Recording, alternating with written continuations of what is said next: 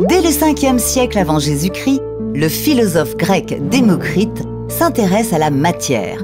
Selon lui, elle est faite d'une brique élémentaire, l'atome, et de vide. Malheureusement, sa théorie se perd pendant plusieurs siècles. Il faut attendre le XVIIIe siècle pour que l'idée d'un découpage de la matière en briques élémentaires soit reprise, mais sans parler d'atomes. Durant cette période, des savants européens étudient les gaz comme la vapeur d'eau. Ils constatent que la matière qui les constitue peut être décomposée en éléments comme l'hydrogène et l'oxygène. Ils vont alors les étudier et les classer. La chimie est née. Mais ce n'est qu'au début des années 1800 que le terme atome ressurgit. Le chimiste John Dalton avance que la matière est faite de petites billes dures, les atomes, et que les réactions chimiques sont des assemblages de ces atomes. Les scientifiques restent sceptiques jusqu'à ce que des chimistes différencient molécules et atomes dans les années 1860. Ces travaux aboutissent finalement à l'élaboration du tableau périodique des éléments imaginé par le chimiste russe Dmitri Mendeleïev en 1869.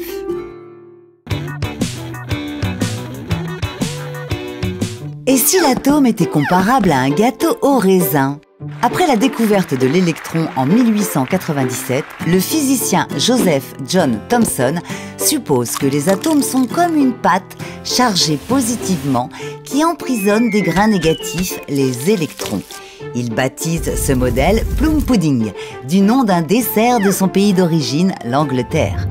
Cette conception de l'atome n'était pas bonne et sera remise en cause plus tard par Ernest Rutherford, un physicien néo-zélandais. Celui-ci se lance dans l'étude de la radioactivité récemment découverte. Il identifie alors des particules émises par les atomes tels que les rayons alpha, c'est-à-dire des noyaux d'hélium.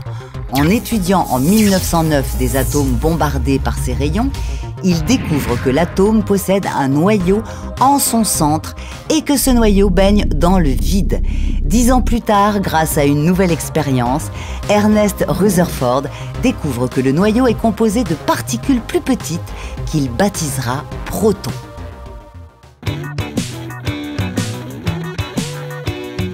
La découverte du noyau ouvre de nouvelles perspectives de recherche pour les physiciens. C'est le début de la physique nucléaire qui s'attache désormais à décrire la structure de l'atome, le comportement de ses particules et les phénomènes physiques qui se déroulent dans le noyau. Ainsi, après sa découverte de 1909, Ernest Rutherford pense qu'un atome est constitué d'un noyau en son centre et d'électrons lui tournant autour. On cherche aussi à comprendre un phénomène connu depuis le 19e siècle, l'émission de lumière par les atomes. En 1913, Niels Bohr, en s'aidant de travaux de Max Planck sur les rayonnements électromagnétiques, montre que pour l'atome d'hydrogène, les électrons ne peuvent occuper que certaines orbites particulières. Pour les autres atomes, la réponse est plus complexe et viendra des physiciens quantiques qui étudient le comportement des particules.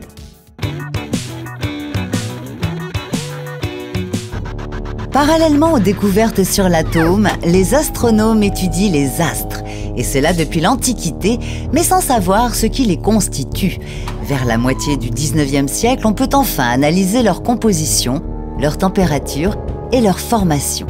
L'astrophysique fait ses premiers pas.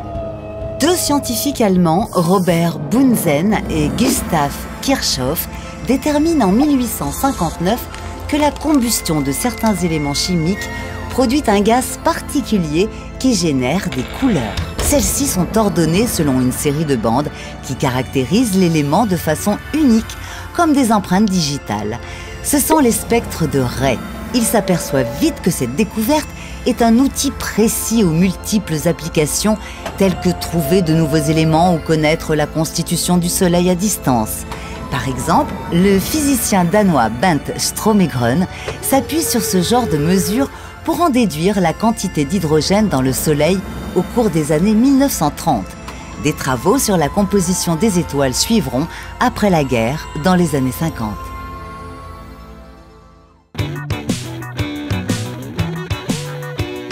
Au début du XXe siècle, les physiciens s'intéressent aussi à l'origine de l'univers. Albert Einstein suppose que l'univers est statique. alors qu'Alexander Friedman le pense en expansion. À partir de là, le Belge Georges Lemaître suppose en 1927 que toute la matière se concentrait à l'origine dans un très petit volume. C'est l'hypothèse de l'atome primitif. La matière se serait ensuite étendue dans tout l'univers en une gigantesque expansion que le physicien Fred Hoyle baptisera Big Bang. Cette théorie est d'abord très controversée. Seuls quelques-uns y croient, comme Georges Gamow, qui publie un article en 1948 sur la formation des éléments. À la fin des années 1920, l'astronome Edwin Hubble confirme l'expansion en montrant que toutes les galaxies s'éloignent les unes des autres. L'hypothèse du Big Bang reviendra en force après 1964. On découvre en effet un rayonnement considéré comme un écho des débuts de l'expansion, le fond diffus cosmologique. Depuis, la recherche s'appuie sur le modèle du Big Bang pour comprendre la formation de l'univers.